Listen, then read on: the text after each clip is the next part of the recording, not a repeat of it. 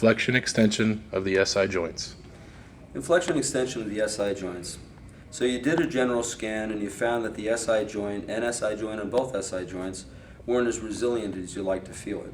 So the two motions we're going to assess are flexion and extension. Anatomically speaking, flexion and extension, in this case we'll take flexion first, is a combination of one of three things. Posterior rotation of the ilium relative to the sacrum, anterior rotation of the sacrum, what's also known as nutation, relative to the ilium, or a combination of both these things occurring simultaneously. For the sacral contact, to create anterior rotation and nutation, your contact you want to be is going to be the sacral base, which we know to be immediately medial to the PSIS. For cause posterior rotation of the ilium, we offered a number of contacts. The two contacts of probably the greatest leverageability are going to be either the ASIS or the ischial tuberosity. So let's look at the three maneuvers we covered in class. The one we called Mamma Mia is one where I'm going to, with my superior hand, doesn't really matter superior, inferior, I'm just using my superior hand. I'm first going to palpate the PSIS. From there I'm going to take my finger contact and I'm going to come just medial to the PSIS. Technically my hand is on the sacral base, but I want my hand to be right on the joint line so I can also feel the ilium, because I want to feel the relative movement that takes place between these two bones. This is a joint play test. So while this one hand is here, the other hand is going to reach around underneath the ASIS. Since there's not much motion in the SI joints, you don't need to lift the patient's pelvis off the table. You virtually all you have to do is basically just flex your fingertips like this. So I can leave my hand on the bench and literally just flex my fingertips this way. In a normal joint, what I should feel is I should feel the ilium glide past my fingertips. In a joint that is questionable or might be restricted, your hand that's on the sacrum and the ilium will tend to move almost instantaneously together. That would be something that we'd need to take a look at. So in Mamma Mia, my hand is on the sacral base with my fingertips feeling the ilium.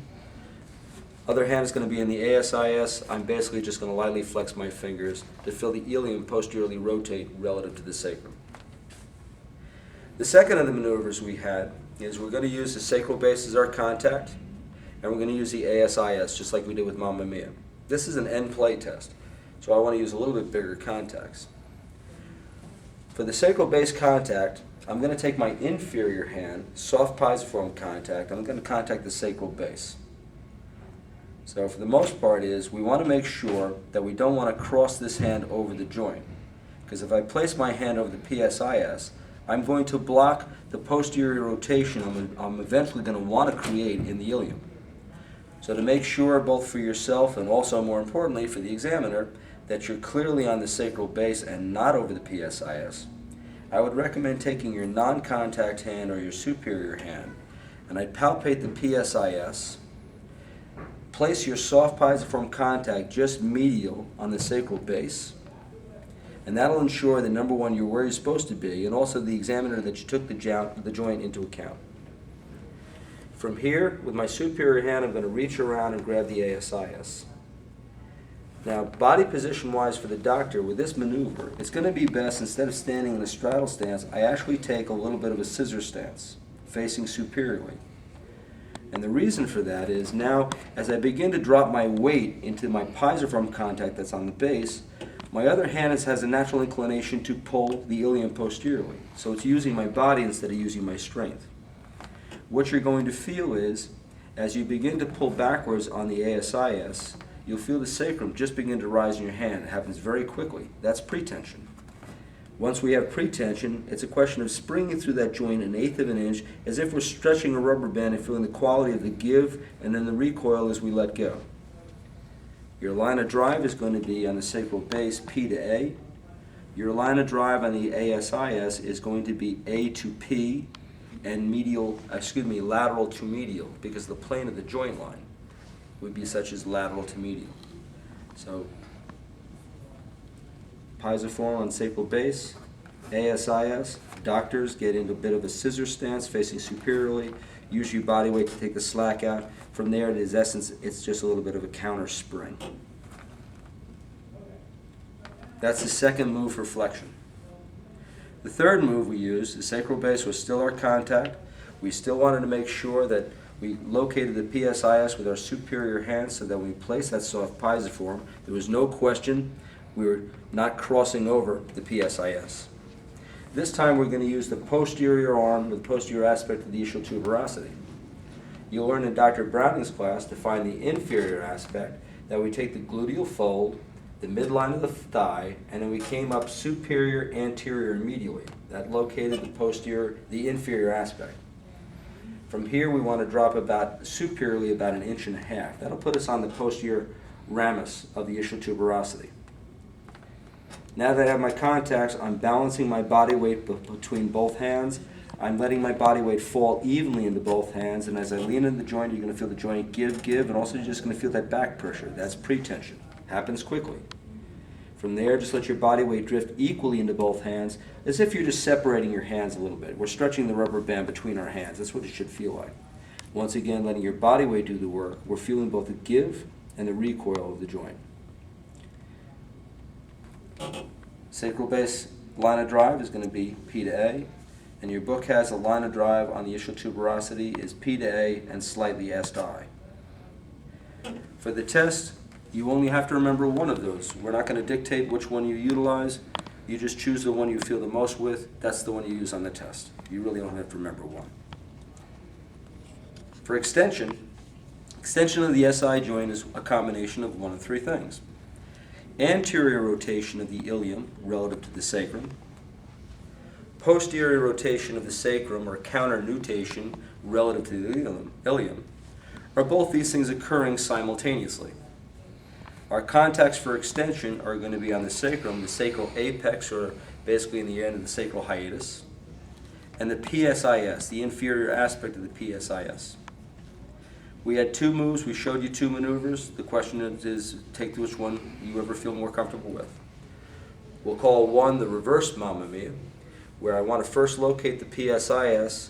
I want to take my fingertips, and I want to drop my fingertips down to the sacral base, feeling the ilium at the same time. As where with flexion, we contacted the ASIS and we caused posterior rotation.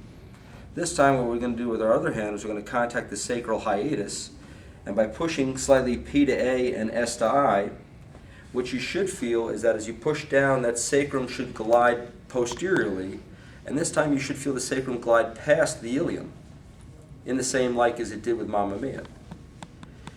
If you feel the two things moving together as a team, that's going to be suspect. We'd say that this joint is a problem in extension.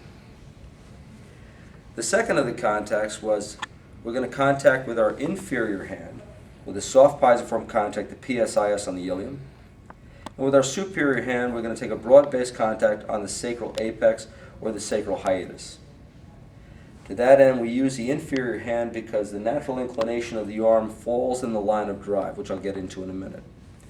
So with my inferior hand, I'm going to take a soft pisiform contact on the PSIS, the inferior notch of it.